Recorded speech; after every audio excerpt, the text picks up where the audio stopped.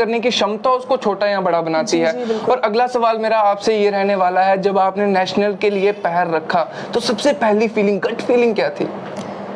Honestly मैं बहुत डरी हुई थी। डरना भी क्या, मतलब practice makes us perfect, but वो लेवल ही बहुत बड़ा होता है, तो मैं नर्वसनेस बहुत थी मेरे में। लाइक जब मैं फर्स्ट टाइम स्टेज में परफॉर्म करने की तो थोड़ी बॉडी शिवर कर रही थी। और एक है भी थोड़ी अग्रेसिव गेम, तो बंदा ऐसे नहीं कि बंदा काम होके जाए और वेट इतना लिफ्ट करके आ जाए, वो ऐसा कुछ नहीं है। और हमारे दर्शकों को ये जान के हैरानी होगी कि अभी ये सिर्फ 20 साल की हैं, और आप सोच सकते हैं कि 20 साल की उम्र में इन्होंने ये खिताब हासिल किया है, पावर वुमेन ऑफ इंडिया का खिताब इन्होंने हासिल किया है, जो शायद इनकी एज में हासिल करना बहुत ही ज्यादा मुश्किल है। और एक फनी सवाल आपसे मेरा रहेगा कि आपकी फिजिक देख के अगर स्कूल में या कॉलेज में कहीं भी लोग डर तो जाते होंगे? ऐसा मुझे नहीं पता अब कोई डरता है या नहीं, बट जब मस्कुलर फिजिक थोड़ी सी डोमिनेंस तो आई जाती है। बिल्कुल, और खुद में सेल्फ कॉन्फिडेंस भी इंक्रीज होता है। ओके, तो सबसे ज्यादा जो नंबर में अगर मैं आपसे पूछूं, सबसे बड़ा वेट आपने कौन सा लिफ्ट किया? मेरा डेडलिफ्ट में सबसे ज्यादा था। लाइक इस कंपटीशन में भी बेशक मैंने अच्छा वेट उठाया, बट मैं अपना पीआर जो पर्सनल रिकॉर्ड था वो नहीं लगा पाई। ओके, उससे कम ही लगाया? हाँ, कम ही लगाया, बट मेरी लास्ट मेरा रह चुका है डेडलिफ्ट में 175 केजी। क्या बात है, सबसे हम इनके लिए क्लैप करना चाहेंगे। और आप सभी को बता दूं कि इस एज में अभी ये कह रहे हैं कि नेशनल लेवल पे मैंने उस लेवल का नहीं उठाया जो मैं पर्सनल लेवल का उठा। अगर पर्सनल लेवल का उठाते तो ना जाने इनको और कितने खिताब जो है वो दिए जाते। तो मैं आपसे जानना चाहूंगा कि जब आपने स्टेट लेवल पर खेला जी, जब आप स्टेट लेवल पर खेलने गई और आपने गोल्ड लाया, तो उस टाइम पे सबसे ज्यादा सपोर्ट आपको किसकी रही?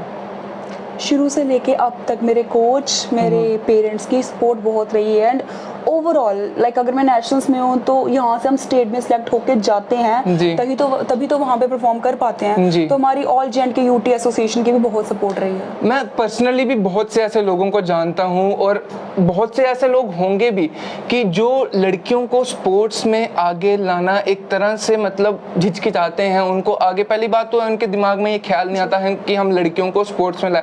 अगर हम बाहर के शहरों की बात करें, अगर हम हरियाणा की, सबसे पहले हरियाणा की मैं तारीफ करना चाहूंगा कि हरियाणा से इतनी लड़कियां आगे निकल के आ रही है, कॉमनवेल्थ गेम्स में भी आगे निकल कर आ रही हैं। अब आपने जम्मू का जिस तरीके से नाम रोशन किया है, मैं तो बोलूंगा आपने अपना और अपने माता पिता का सबसे पहले नाम रोशन किया है। उसके बाद आप जम्मू से निकल कर आगे गई, नेशनल आपने गोल्ड लेवल जीता। लड़कियों को बहुत सी ऐसी फील्ड्स हैं, मैं स्पोर्ट्स की ही नहीं बात कर रहा हूँ, बहुत सी ऐसी फील्ड्स हैं जिसमें जो है रोका जाता है कि बेटी ये नहीं, आप ये करो, बेटी एक रिस्पेक्टफुल जॉब या गवर्नमेंट जॉब, वो तो आगे इंसान अचीव ही कर लेता है, लेकिन उनकी जो पर्सनल उनको जो पसंद होता है वो अचीव नहीं कर पाते। उन लड़कियों के लिए क्या मैसेज रहेगा आपका? देखो, जिंदगी बार बार मौका नहीं देती, तो हमें जो अच्छा लगता है, जो हमारे मन को शांति देता है, तो बंदे को वही चीज अचीव करनी चाहिए लाइफ में।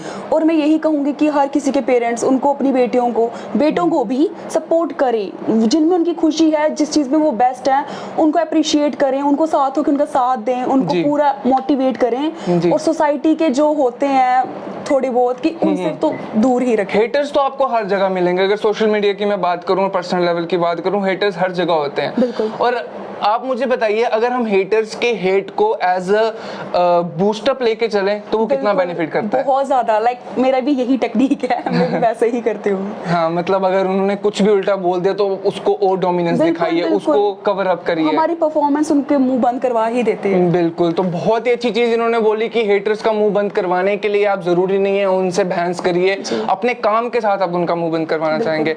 मैं आपसे पूछना चाहूंगा कि और कौन कौन सी एक्टिविटीज है जिसमें आपका इंटरेस्ट है, जो आपको पीस देती हैं? मुझे सॉन्ग सुनने पसंद हैं जो माइंड को रिलैक्स करते हैं। मुझे डांसिंग पसंद है एज अ पंजाबी। और मुझे ये जिम तो मेरे मतलब फेवरेट हॉबी है करनी।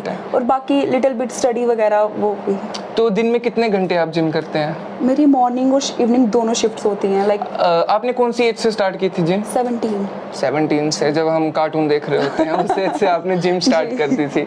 और 17 की एज में शायद से हमारे दिमाग में यही रहता है कि हम बड़े होकर मैं एस्ट्रोनॉट बनूंगा, पायलट बनूंगा, बल्कि हमें ये नहीं पता होता कि उसके अगले स्टडीज हमने कौन सी करनी है। और आप वहीं से जिम स्टार्ट कर दी थी आपने। और आपने बताया आपकी पर्सनल जिम भी है। थी, मेरे पापा रह चुके हैं, अब नहीं है बट रह चुके हैं। तो आपने 17 साल की उम्र से जिम स्टार्ट की थी। और कितने घंटे आप जिम में बिताती हैं?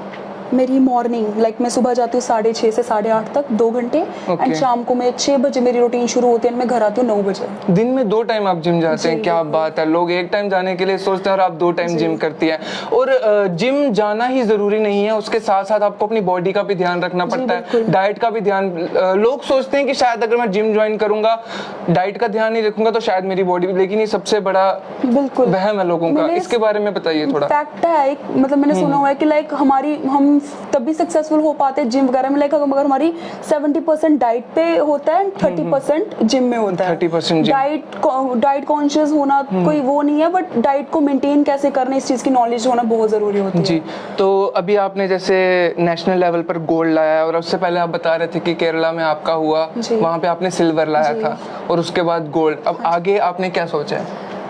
ये तो इससे ऊपर तो अब कुछ है नहीं है, इस मतलब नेशनल में गोल्ड से ऊपर तो कुछ है नहीं है, तो अब आगे यही होगा, भगवान साथ दे, अपनी तो कोशिश पूरी जारी रहेगी। आगे इंटरनेशनल लेवल जाते हैं या कॉमनवेल्थ में जाते हैं तो देखो कहाँ तक जाती है हमारी। तो अगर आप कॉमनवेल्थ में जाते हैं या इंटरनेशनल लेवल पे खेलते हैं तो आप गोल्ड ला पाएंगे हमारे लिए? आपको इतना है अपने पे विश्वास? ला पाऊंगी, मैं नहीं कहती गोल्ड आएगा नहीं आएगा, बट कोई ना कोई मेडल मैं जरूर ले आऊंगी। अभी पावर लिफ्टिंग में वुमेन का रिकॉर्ड क्या चल रहा है? पावर लिफ्टिंग में मेरे वहाँ पे मुझे just strong woman of India का टाइटल ही नहीं मिला, मैंने नेशनल रिकॉर्ड्स भी बनाया है। नेशनल रिकॉर्ड्स भी बनाया है। Power lifting is a combined game of squat, bench and dead. मेरा स्क्वाट में तो नहीं बना, मेरा मतलब उसमें भी गोल्ड है इंडिविजुअल में, बट मेरा स्क्वाट और डेड और बेंच में मैंने अपना रिकॉर्ड, पुराना रिकॉर्ड ब्रेक करके अपने नाम पे रिकॉर्ड बनाया है। नया रिकॉर्ड बनाया आपने।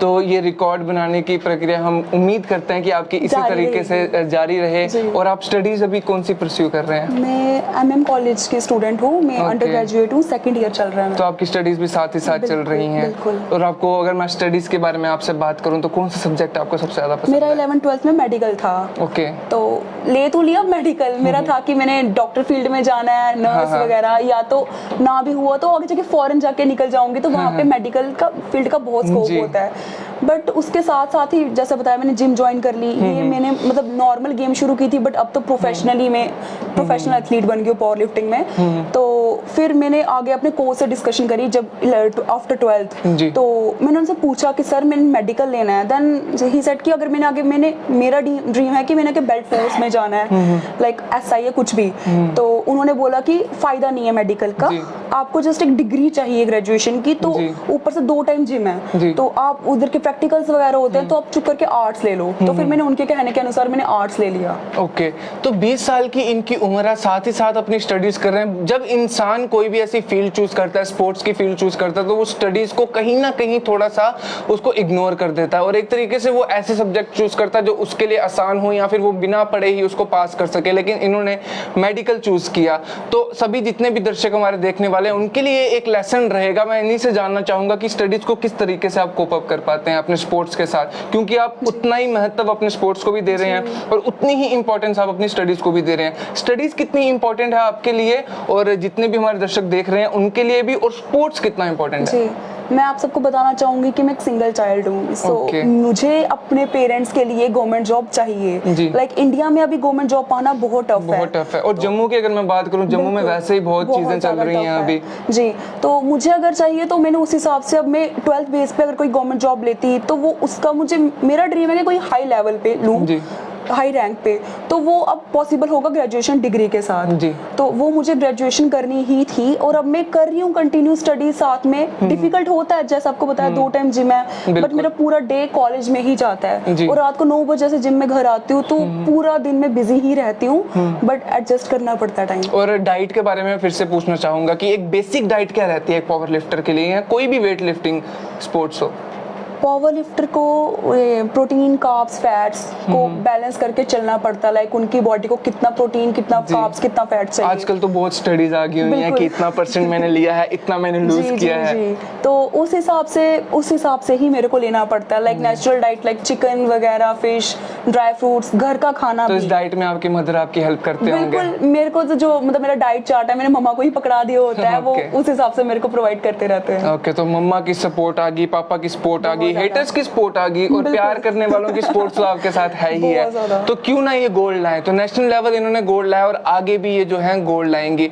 तो अब आपसे एक फनी से मैं क्वेश्चन पूछना चाहूंगा, छोटे छोटे से क्वेश्चन है। फेवरेट आपका बॉलीवुड सुपरस्टार? मेरे को इतना कोई इंटरेस्ट नहीं है, लाइक अच्छा, आपको टीवी देखने movies का में- तो टाइम ही नहीं मिलता। अच्छा ये बता दीजिए, क्योंकि बिना किसी को देख के हम कोई प्रोफेशन तो चूज करते नहीं है, जी। तो किसी ना किसी को तो देखा होगा आपने, आर्नोल्ड को देखा होगा या किसी और पावर, अच्छा मेरे फादर को देख के, क्या बात है, क्या जो मोटिवेशन उन्होंने अपने फादर से ली है, और फादर से जो मोटिवेशन आती है वो शायद किसी इंसान से नहीं आती, क्योंकि जो फादर हमारे लिए करते हैं। और सबसे बड़ी बात मैं आपको बताना चाहूंगा कि माँ बोल देती है बेटा आई लव यू, लेकिन फादर कभी नहीं बोलता। वो अपने वर्क से, अपनी मेहनत से हमें दिखाते हैं कि हम कितना प्यार करते हैं, लेकिन फिर भी प्यार कभी नहीं जताते कि हम इतना प्यार करते हैं। वो तभी तक जताते हैं जब तक बच्चा छोटा होता है, बोलना शुरू नहीं करता। जी, बिल्कुल। तो मैं आपसे जानना चाहूंगी, परवरिश आपकी शुरू से किस तरीके से रही है? मैं ऑनेस्टली मैं बताऊं, मेरे पेरेंट्स के साथ में इतना नहीं रही जितना मैं जी। अपने ग्रैंड पेरेंट्स के साथ रही हूं। Grandparents के, उनका मेरी- प्यार तो already बिल्कुल, बहुत- मेरी सक्सेस पे अभी कोई कमी नहीं है, बट मेरे grandparents both are no more. ना मेरी दादी जी है ना मेरे दादाजी जी। हैं, उनका सबसे ज्यादा योगदान रहा है। जी, अगर वो होते तो आज बात ही कुछ और होती। लेकिन वो आपको इस समय जरूर देख रहे हैं और जरूर आप पे गर्व महसूस कर रहे हैं जिस तरीके से आप गोल्ड ला रहे हैं, और उम्मीद कीजिए वो बहुत खुश होंगे आगे भी, और अभी भी वो बहुत खुश हैं जिस तरीके से वो आपको देख रहे हैं उभरते बिल्कुल। हुए।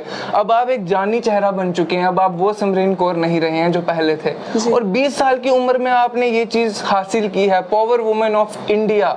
इंडिया बहुत बड़ी हमारी कंट्री है और उसके आप पावर वुमेन हैं। बिल्कुल। तो उम्मीद करता हूँ वो वैसे ही बहुत प्राउड हैं और आगे भी प्राउड फील करते रहेंगे। एक मैसेज क्या रहेगा, आखिरी सवाल आपसे है कि मैसेज दे दीजिए उन लोगों को जो लोग छोटे छोटे बहाने ढूंढ के फेलियर को अपनी मुकाम बना लेते हैं कि अब मैं फेल हो गया हूँ, अब मैं आगे नहीं कर सकता, या फिर एक बार गिर के, 2 बार गिर के। आप अपने फेलियर के बारे में थोड़ा सा बताइए, आपने फेलियर से किस तरीके से सीखा? देखो, हर एक चीज, जिस चीज से हमें प्यार है, लगाव है, उस चीज के लिए हमें जुनून होना चाहिए। जी। तो 2-3 बार ये लाइफ में अप एंड डाउन चलते रहते जी। हैं। तो अगर हम ऐसा सोच के बैठ जाएं कि अब हम नहीं कर सकते, जी। अगर हम इस फील्ड में आए हैं, किसी भी, मैं नहीं कहती सिर्फ पावर लिफ्टिंग में, किसी भी स्पोर्ट्स में, किसी भी और आपको जो जो शौक है उसमें अगर आए हो, अगर आप पूरी डेडिकेशन के साथ करते हो तो जी। आप जरूर सक्सेसफुल होगे लाइफ में। मैंने देखा आप थोड़े इमोशनल भी हो गए अपने ग्रैंडफादर ग्रैंडमदर का नाम लेके। सभी के ग्रैंडमदर और ग्रैंडफादर प्यारे होते हैं, बहुत ही ज्यादा प्यार करते हैं, और आपके भी आपसे करते होंगे। बिल्कुल। तो उन्होंने भी आपको सपोर्ट किया था, बहुत ज्यादा। और वो अभी भी चाहते ही हैं कि आप आगे भी गोल्ड लाइए। जी बिल्कुल। तो अगर आप आगे गोल्ड लाते हैं तो उसके बाद आपके आगे की प्रक्रिया क्या रहेगी? कि आप जॉब करना चाहेंगे या फिर इसी में बच्चों को ट्रेन करना चाहेंगे आगे? क्योंकि जम्मू में हमारे ये चीज़ नहीं है, ये वो टैबू बना लिया हुआ है लोगों ने कि इस फील्ड में या फिर अलग फील्ड में कोई आगे जाता है, फिर वो एक पहचान बन जाती है, फिर उनको देख कर लोग कॉपी करते हैं। अभी आपको भी बहुत से लोग देखकर इस फील्ड में जाना चाहेंगे। जी जी बिल्कुल। मेरी फर्स्ट प्रेफरेंस रहेगी कि मुझे जल्द से जल्द, अभी मैं